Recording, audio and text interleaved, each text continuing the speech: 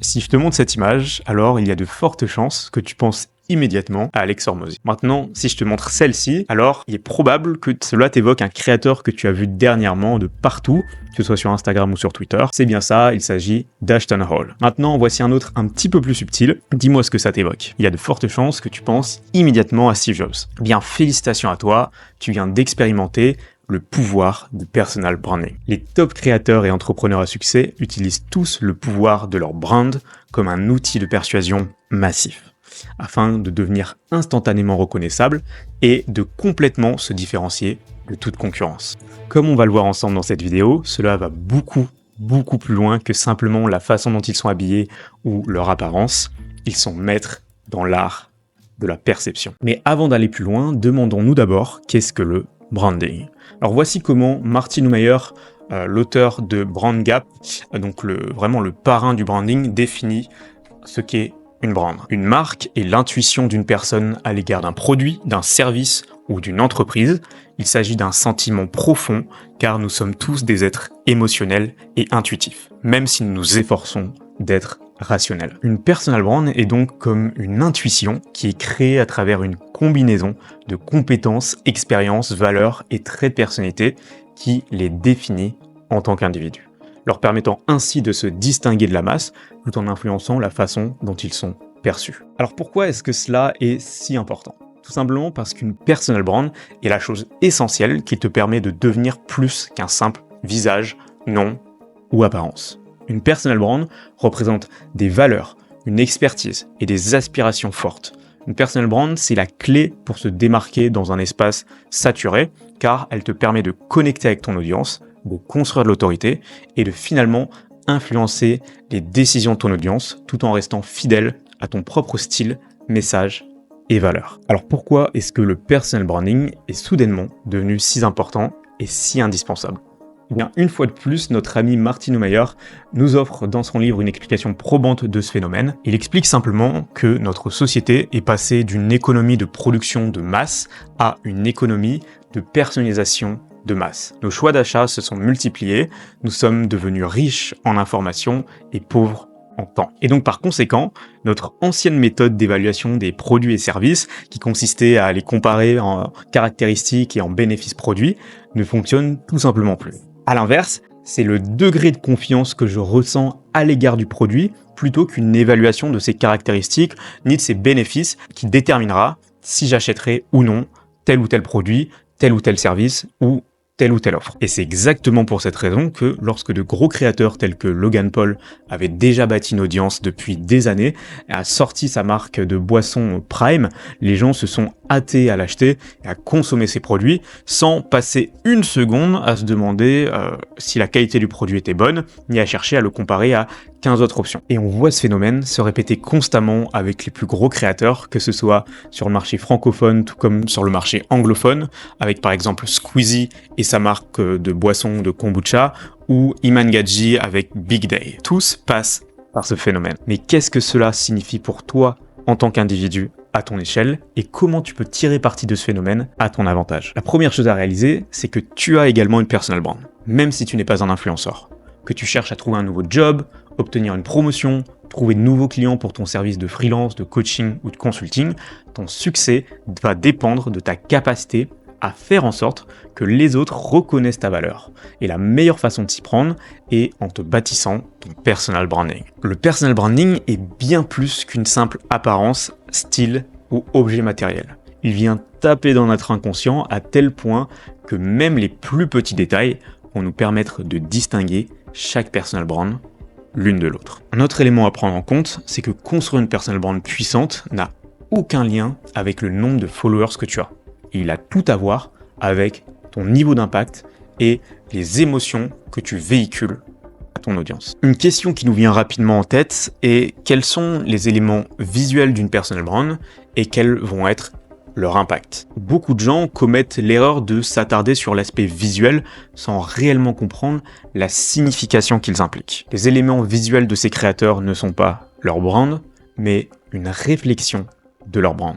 Le branding, c'est un sentiment interne. Les visuels sont une représentation externe de ce sentiment. Martin Neumeyer appelle ce dévouement pour l'esthétique une marque charismatique. Une marque charismatique peut être définie comme tout produit, service ou entreprise pour lequel les gens pensent qu'il n'y a pas de substitut. Ce qui est fou dans le pouvoir de l'esthétique est qu'il est si puissant qu'il peut transformer une commodité en un produit premium. On a par exemple Ashton Hall avec sa fameuse morning routine qui mettait en avant les bouteilles Saratoga. C'est littéralement juste de l'eau. Pourtant, on a vu que des marques comme Evian ont pendant longtemps vendu des bouteilles avec de l'eau du robinet. Et pourtant, on peut garder cet aspect premium justement grâce au branding d'Evian, grâce au branding de Saratoga, qui est encore plus premium. Et on voit vraiment l'effet du branding à cet effet pour un produit qui est de base une réelle commodité. Il y a également l'exemple de Iman Gadzhi qui a vraiment mis en avant le SMMA et ce business model où il a pu le rendre cool, premium pour toute une nouvelle génération, alors qu'il s'agit en réalité d'un business model qui existe depuis des décennies, depuis très longtemps, et qu'il a même été poussé et mis en avant par d'autres gourous par le passé tels que Tai Lopez.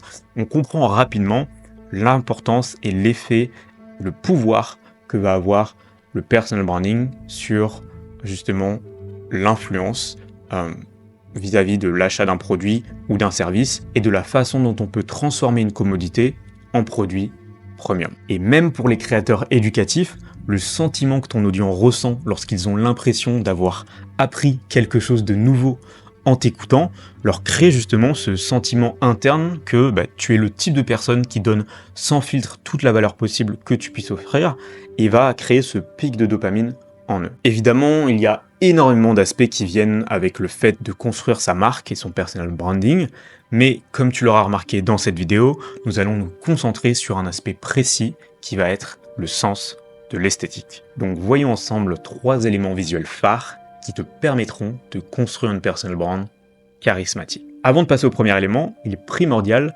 d'appuyer sur le fait que ces éléments-là ne sont pas fondationnels. C'est ce qu'ils représentent qui compte, ainsi que le positionnement stratégique derrière tout cela. C'est pourquoi simplement copier le style de ton créateur préféré ne marchera pas et n'apportera pas les résultats escomptés, parce que tu n'auras pas créé le sentiment interne associé en premier lieu. Tu te contentes d'imiter les symboles externes. Car l'apparence que ces créateurs ont est une représentation de leur personnalité, valeurs, mission et aspiration. Alors sans plus attendre, voyons les 3 éléments que ces créateurs utilisent et comment ces créateurs façonnent la perception.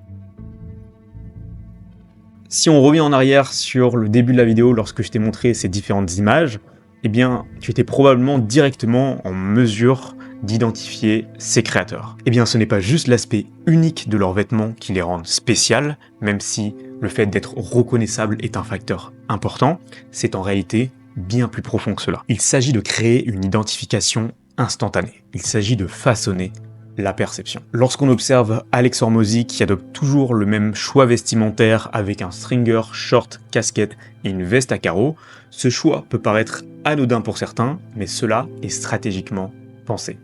Ce choix met l'accent sur sa position en tant que gym bro, qui le focus est mis sur l'efficacité. Il portera quasiment toujours les mêmes vêtements dans toutes les circonstances, qu'il aille à la salle de sport, dans un restaurant haut de gamme ou pour un meeting client, il restera fidèle à son choix. Et là où cela peut paraître extrême pour beaucoup de personnes, où beaucoup iraient voir un CEO en costume 3 pièces afin de faire bonne impression, Hormozi, lui, n'en a rien à faire de tout cela. Cela est pour lui un moyen simple mais extrêmement efficace d'indirectement communiquer à son audience « Je n'ai pas le temps d'être un fashion model, j'ai des choses plus importantes à faire ». Cela communique son opposition aux conventions, une de ses devises étant « Si tu veux des résultats exceptionnels, tu dois être une exception ». Cela montre son désir de vouloir faire autrement que la norme. Cela donne à son public le sentiment qu'ils vont en avoir pour leur temps en regardant ses vidéos. Car cela montre subtilement qu'il se dévoue pleinement à son domaine d'expertise et cela montre à quel point l'efficacité est importante pour lui. Il s'agit d'une identification instantanée. D'un autre côté, nous avons Patrick Bet-David qui lui est beaucoup plus porté sur le traditionnalisme avec un aspect beaucoup plus conservateur. Il a construit un empire, n'a rien à prouver et pourtant s'habille en costume tous les jours. Pour lui, cela est un moyen de mettre en lumière des valeurs plus traditionnelles et intemporelles. Cela communique que pour lui, à ses yeux, pour être une personne respectable, il faut avant tout être présentable. D'un autre côté, on a Ali Abdaal, geek de la tech, qui amène plus des vibes à la Silicon Valley, avec des vêtements plus simples, une montre connectée et toute cette vibe qui va créer cette atmosphère et ce côté inclusif de sa brand. Le message qu'Ali Abdaal communique indirectement à son audience est clair. Ici, il parle de hacks de productivité et de business que n'importe quelle personne peut appliquer. En bref, il n'a pas besoin d'être exceptionnel. Ou également, on a Gary Vee qui est toujours habillé en jean, sneakers, bonnet et qui a également cette tonalité accessible et qui montre vraiment son engouement pour la pop culture. Bref, le constat est clair. Certains de ces créateurs ont des objectifs similaires, mais la façon dont ils aspirent à atteindre ces objectifs et le lifestyle et l'idéal associé à ces objectifs est ce qui les rend complètement uniques. Leur message peut parfois s'intercroiser sur les conseils techniques, mais leur approche, style et personnalité sont totalement différents.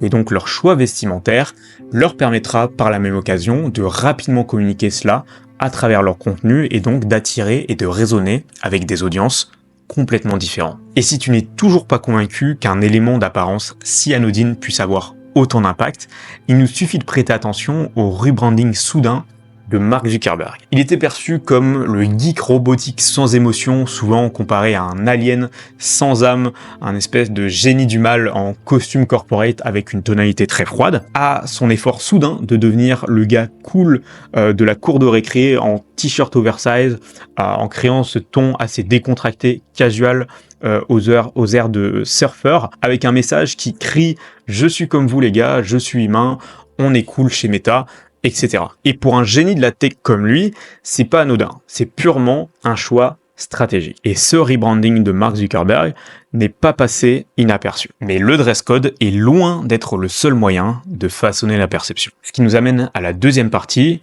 qui sont les brand assets. Alors qu'est-ce qu'un brand asset? Un brand asset est une ressource qui reflète une brand visuellement, verbalement ou auditivement, comme par exemple le choix de police d'écriture, de musique, de jingle, de palette de couleurs, etc. Parce qu'un branding efficace repose sur le fait de construire la perception désirée dans l'esprit de son audience. Et les brand assets sont des outils apportant énormément de valeur ajoutée pour toute brand ou toute personal brand. Ici, nous allons nous attarder sur le choix des couleurs. Chaque couleur va avoir un impact psychologique sur ce que nous pensons et sur ce que nous ressentons. C'est pourquoi le choix des couleurs de sa marque ne devrait jamais être purement basé sur un goût personnel, mais sur une décision stratégique afin de façonner l'image de sa brand. Si on prend l'exemple du branding d'Alex Hormozi qui utilise les couleurs jaune et violet, d'un côté on va avoir le jaune qui va aller évoquer l'optimisme, l'extraversion, l'intellect, qui va être vraiment aligné avec sa brand et sa tonalité assez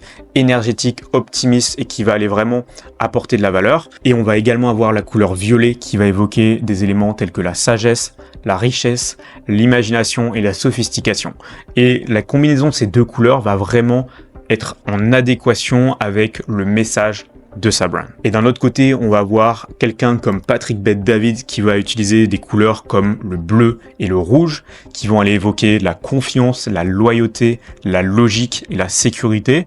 Et d'un autre côté, le rouge qui va évoquer le pouvoir et l'énergie. Également, on va avoir des créateurs comme Tom Nosk ou Heinz qui vont utiliser des couleurs et des tonalités orange qui vont aller évoquer la convivialité, l'énergie, le calme, l'amicalité, l'aspect cosy et chaleureux. Mais également, nous allons avoir des créateurs comme Ali Abdaal qui vont utiliser davantage des couleurs pastel comme du vert et du bleu qui vont aller évoquer l'espoir, la nature, la santé, la croissance et la prospérité qui vont apporter un aspect ludique et frais à son contenu.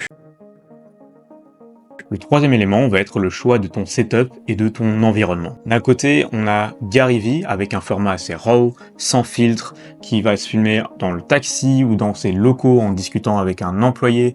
Il va vraiment montrer l'aspect du grind tout autour de l'action, de montrer que c'est une personne qui est toujours dans l'action et de vraiment mettre en avant et en lumière sa valeur fondamentale qui est que le fait d'agir vite est mieux que d'agir parfaitement. Et certains éléments subtils vont être stratégiquement intégrés dans le cadre, tels que des casquettes de New York Jet ou des sneakers qui vont vraiment viser à créer cette proximité et se positionner comme une personne de la pop culture qui va vraiment avoir cette communication inclusive. D'un autre côté, on va voir Ali Abdaal avec un bureau avec une atmosphère assez tech, Silicon Valley avec des plantes, des bouquins, qui va vraiment montrer l'aspect solopreneur, lean, accessible, convivial et vraiment axé sur la simplicité. D'un autre côté, on va avoir Patrick Bet-David qui va stratégiquement choisir des éléments tels que le drapeau américain, des casquettes USA pour montrer l'aspect de la fierté de sa nation et le côté politiquement engagé.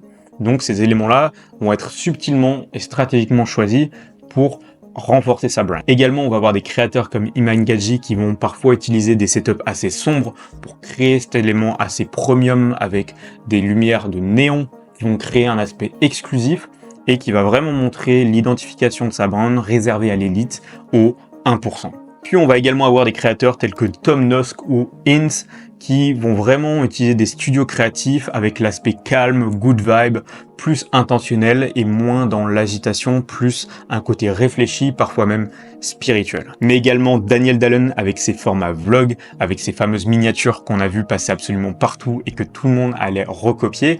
Il a vraiment maîtrisé ce format et cet environnement assez lifestyle et vlog, tout en gardant des couleurs assez cinématiques qui va aller vraiment créer son style signature. Puis enfin, on a également Alex Hormozi avec un setup assez scolaire, tableau blanc, feutre, et il va aller te décortiquer ses meilleurs conseils business. Et tous ces éléments-là sont stratégiquement utilisés pour aller renforcer le positionnement et l'image de leur brand. Ces éléments stratégiquement combinés ensemble te permettront de créer une identité forte et d'immédiatement te différencier de la masse tout en développant une personal brand alignée. Il y a bien sûr beaucoup plus d'éléments à couvrir en ce qui concerne le développement de sa personal brand et ça tombe bien car j'ai beaucoup de vidéos sur le sujet à venir. Donc si tu ne veux ne rien rater, il suffit de t'abonner pour voir plus de contenu comme celui-ci. En attendant, si tu souhaites démarrer ta personal brand à partir de zéro, Brand Mastery ouvre bientôt ses portes. Donc si ça t'intéresse, tu peux directement te préinscrire gratuitement et récupérer ton guide offert donc pour lancer ta personal brand en 14 jours. Premier lien en description. Et si tu es un solopreneur, coach, consultant, générant au moins 7 à 10 cas par mois et que tu souhaites te développer grâce à un personal branding fort, que l'on mette en place ces systèmes et stratégies pour toi afin que tu puisses pleinement croître et attirer tes clients idéaux tout en te focalisant sur ta zone de génie, alors je t'invite directement à cliquer sur le deuxième lien en description et de directement réserver un appel avec moi ou un membre de notre équipe afin que l'on puisse échanger ensemble à propos de ton activité, de tes besoins et de voir si et comment nous serions en mesure de t'aider. En tout cas, d'ici là, je te dis à très vite. Merci d'avoir visionné cette vidéo. Ciao, ciao.